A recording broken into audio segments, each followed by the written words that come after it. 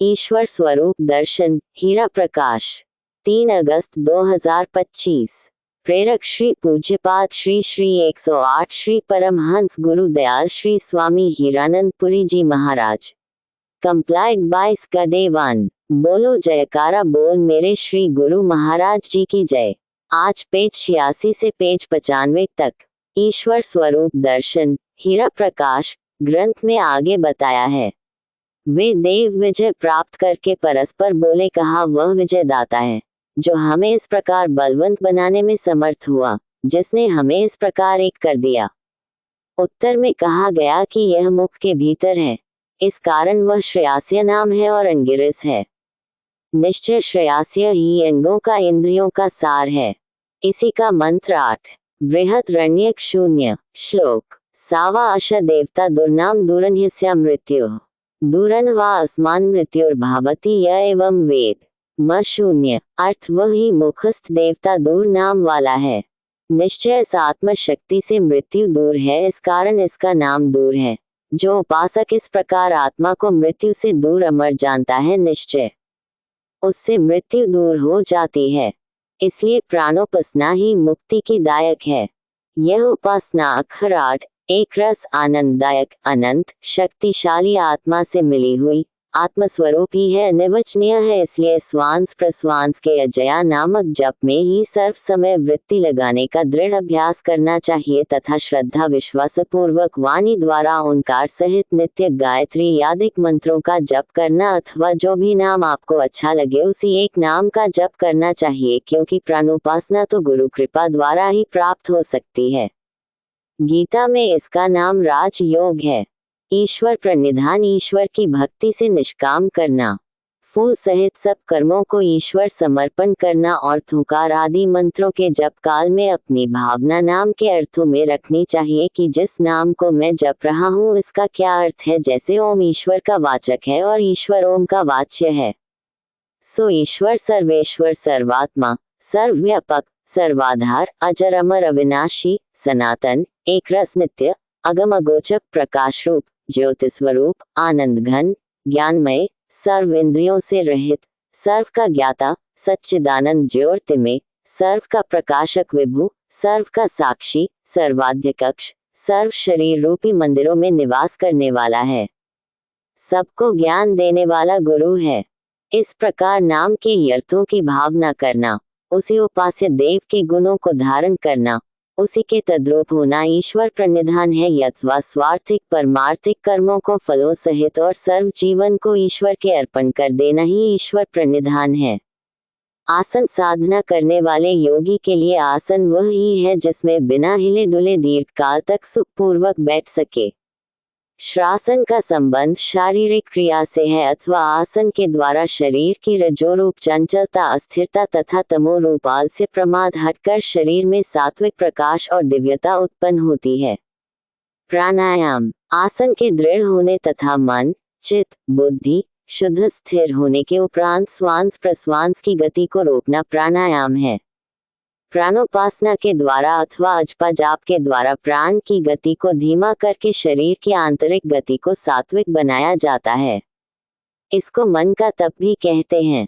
विधिवत आसन पर स्थित होकर सोच से पूरक के द्वारा श्वास को भीतर खींचते हुए नाभि स्थान में आतसी पुष्प के समान नील वर्ण चतुर्भुज महावीर्यवान महावीर ओकार रूप सत्वगुण पालन शक्ति विष्णु भगवान का ध्यान करना चाहिए। कुंभक के द्वारा श्वास को भीतर रोकते हुए हृदय स्थान में लाल कमल की कणिका पर विराजमान आकार रूप लाल वर्ण के रजोगुण उत्पत्ति शक्ति चार मुख वाले लोक पितामह ब्रह्मा जी भगवान का ध्यान करना चाहिए।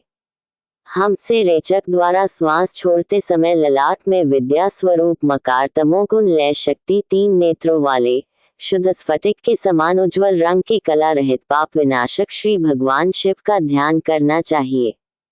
सुषुम्ना पथ में उपर्युक्त तीनों कमलों में से नाभि स्थान का कमल 8 दलों का है। हृदय स्थान का कमल ऊपर नाल एवं नीचे मुख करके व्यवस्थित है।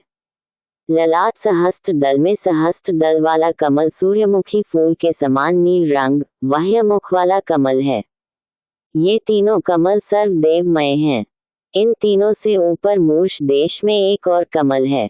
उसमें अथवा त्रिकुटी में त्रिकुटी तीन दल ओंकार स्वरूप थकार, रजोगुण उत्पत्ति शक्ति भूलोक ऋग्वेद ब्रह्माजी ओकार सतोगुण पालन शक्ति अंतरिक्ष लोक यजुर्वेद विष्णु भगवान मकार तमोगुण लय शक्ति स्वर्ग लोक शिव भगवान। इस प्रकार तीन दल वाला कमल है। उस खिले हुए कमल की कर्णिका विस्तृत है। उस कर्णिका पर प्रथम सूर्य, पुनः उसके ऊपर चंद्रमा और चंद्रमा के ऊपर अग्नि, इस प्रकार एक के ऊपर एक का क्रमशः चिंतन करें क्योंकि वह कमल सुप्त है। अतः सूर्य चंद्र एवं अग्नि के धारण के लिए ध्यान उसको पहले जागृत कर लेना चाहिए। उस पद्म पर स्थित बीजों अथवा 50 अक्षरों का उच्चारण करके ही यह जीवात्मा बातचीत आदि व्यवहार का निर्वाह करता रहता है। नाभि, हृदय और ललाट इन तीनों स्थानों तथा अपनी उपासना के पूरक कुंभक रेचक रूप तीन मार्गों वाले विष्णु ब्रह्मा एवं शिव रूप से त्रिविध ब्रह्म स्वरूप प्रणव रूप में अकार आदि तीन अक्षरों वाले उसी रूप में यकार ओकार मकार इन तीन मात्राओं वाले तथा उनमें व्याप्त अर्थ मात्रा स्वरूप जो सूर्य चंद्र की नाई गोल है, जिसके अंश ये सर्वभूत प्राणियों है, वास्तविक रूप में ये चर्म दृष्टि में आने वाला दृश्य और हृदय मंदिर में ध्यान द्वारा साक्षात्कार होने वाला निर्गुण ज्योति स्वरूप सब कुछ ही गोल है। जो कुछ भी सामग्री है सब गोल ही भासती है, परमात्मा है। इनको जो जानता है वही वेद के तात्पर्य का ज्ञाता है। तेल की धारा के समान अविच्छिन्न, घंटे के अनुसरण रूप ध्वनि के समान दीर्घ समय तक ध्वनित होने वाला तथा बिना वाणी के प्राणों द्वारा ही अर्ध मात्रा जो त्रिगुणातीत है, सोहम पुरुष अभेद मंत्र ईश्वर और आत्मा का वाचक यजपा जाप का ही सुमिरन करना चाहिए। प्रणव अर्ध मात्रा बिंदु पर्यंत सुमिरन के पश्चात प्रकट होने वाले 10 विद्य अनहद नाद को जो योगी सद्गुरु कृपा से जानता है, वही वेदों को भली प्रकार से जानता है। जिस प्रकार बच्चे कमल नाल से जल धीरे धीरे खींचते हैं, वैसे ही योगी योगावस्था में स्थिर होकर धीरे धीरे प्राणों को खींचे अथवा स्वादिष्ठान आदि चक्रों का भेदन करते हुए प्राण को क्रमशः ऊर्ध्व भूमिका में ले जाए। जैसे प्यासा रस्सी से कुएं से जल निकालता है, उसी प्रकार प्रणव की अर्थ मात्रा अव्यक्त नादोच्चारण को रस्सी बनाकर हृदय कमल रूपी कुएं से सुपमना रूपी नाल के द्वारा जल रूप कुंडलनी को भूमध्य में ले जाए। नासिका की जड़ से लेकर दोनों भौहों के मध्य में जो ललाट है वहां तक अमृत स्थान समझना चाहिए। यही विश्व का महान निवास स्थान परमात्म पद है। इसी ललाट त्रिकुटी में ध्यान करने का नित्य नियम से अभ्यास करना चाहिए। अभ्यास से ही परमात्म ज्योति का साक्षात दर्शन होता है।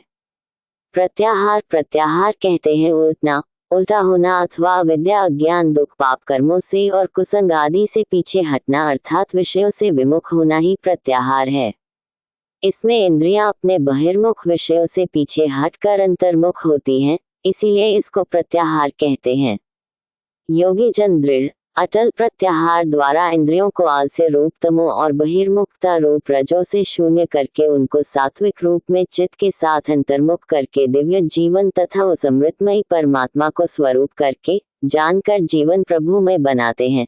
इसी को मोक्षानंद कहते हैं। धारणा चित्त की वृद्धि को किसी उज्ज्वल शुद्ध निर्मल स्थान विशेष में दृढ़तर स्थिर करने को धारणा कहते हैं। जैसे सूर्य में, चंद्रमा में, किसी तारा में, मंदिर की चोटी पर, पर्वत के शिखर पर, दीपक में, काले बिंदु में, हृदय में, नासिका के अग्रभाग में, ललाट में, त्रिकुटी आदि स्थानों में दृष्टि तथा वृत्ति को बांधना धारणा कहलाता है। चित्त वृत्ति को चंचल करने वाले रजो और प्रमाद उत्पन्न करने वाले तमो को हटाकर चित्त को सात्विक बनाकर परमात्मा के दिव्य ज्योतिमय स्वरूप में निरंतर लगाने को धारणा कहते हैं। प्राणायाम प्रत्याहार की पूर्ण साधना करने से मन वृत्ति इस योग्य हो जाती है कि जहाँ स्थिर किया जाए वहाँ ही दृढ़ता से स्थिर हो जाती है। देशवंध चित्तस्य धारणा योग दर्शन अर्थ मन का देश विशेष में बाहर या किसी देश विशेष में अथवा शरीर के भीतर के व बाहर किसी देश विशेष में बांधना ठहराना धारणा है। 1. ध्यान धारणा स्थान में एकाग्र की हुई चित्त वृत्ति को अपने इष्टदेव परमात्मा रूपी विशेष ध्येय स्थान में ही अर्थात ज्योति स्वरूप में दृढ़ता पूर्वक अटल रखना ध्यान है। अर्थात वृत्ति को चंचल करने वाले रजोगुण प्रमाद उत्पन्न करने वाले तमोगुण को भली प्रकार से हटाकर चित्त वृत्ति को उस सात्विक वृत्ति के द्वारा निष्काम भाव से निरंतर उस एक परमात्मदेव में ही लगाए रखना ध्यान है। परमात्मा की तेजोमय अनोखी छवि का प्रत्येक अवस्था में ध्यान बना रहना अथवा वृत्ति का उस प्रकाश के अंतर्गत ही रहना प्यान है। ध्यान द्वारा ही समाधि की प्राप्ति होती है। समाधि ध्यान की प्रगाढ़ अवस्था का ही नाम समाधि है। जब ध्याता ध्यान द्वारा केवल ध्येय में ही लवलीन हो जाता है तथा ध्येय के ज्योतिर्मय स्वरूप में निमग्न होकर परमानंद का उपभोग करता है और बाह्य देह अभ्यास आदि को सर्वथा भूल जाता है, सर्वत्र ध्येय को ही देखता है, सोई समाधि है। तदैव अर्थ मात्र निर्भासन स्वरूप शून्यमेव समाधि। विभु शून्य का सूत्र 3 योग दर्शन। अर्थ वह ध्यान की समाधि है जब उस ध्यान में केवल अर्थ ध्येय वस्तु ही भासता है और वह ध्यान अपने रूप ध्यानाकारता से शून्य सा हो जाता अर्थात ध्येय वस्तु ही बन जाता है। यो शून्य वि शून्य सु शून्य। 3 अथवा ध्याता आत्मा ध्येय परमात्मा की तेजोमय ज्योति में लीन हो जाता है और उस अवस्था में उसको द्वितीय कुछ भी नहीं भासता, सर्वत्र प्रकाश ही प्रकाश दृष्टिगोचर होता है। जिस प्रकार जल के बीच में गोता लगाने वाले को अपने दाएं बाएं ऊपर नीचे जल ही जल दिखाई देता है, उसी प्रकार ध्याता समाधि काल में सर्वत्र ब्रह्म तेज को ही देखता है। जितने समय ऐसी अवस्था रहती है उसी को समाधि कहते हैं। ध्यान का फल समाधि है। परावानिका अथवा स्वांस में अजपो जाप का सुमिरन करने वाला योगी पुरुष ही शीघ्रता से चित्त वृत्ति को अंतर्मुख करके ध्यान में दृढ़तर सफल हो सकता है और निष्काम, निर्माण, निरलस होकर ध्यानाभ्यास में तत्पर रहने वाला योगी पुरुष ही समाधि लाभ प्राप्त कर सकता है, इसके अतिरिक्त दूसरा नहीं। योग के इन 8 अंगों में से पहले 5 अंग बहिरंग साधन कहलाते हैं। उसमें आत्मा तथा परमात्मा में इनका सीधा संबंध नहीं होता, किंतु 3 साधनों से ही इनका सीधा संबंध है। अंतिम 3 साधन जो धारणा, ध्यान, समाधि है, इनको इसलिए अंतंग साधन कहते हैं कि जिस विषय में समाधि लगाई जाती है वे उसी को साथ लेकर चलते हैं अथवा परमेश्वर के प्रकाश स्वरूप का सहारा लेकर चलते हैं, किंतु समाधि इन तीनों ते भी और भीतर है, इसलिए इन तीनों को भी समाधि के बहिरंग साधन कहते हैं। बोलो मेरे स्वामी जी महाराज जी की जय। अगले पाठ में सप्त भूमिका पेज 95 से आगे। बोलो जयकारा बोल मेरे श्री गुरु महाराज जी की जय। बोलो मेरे स्वामी जी महाराज जी की जय। तारांकन कंपाइल्ड बाय स्कदेवान।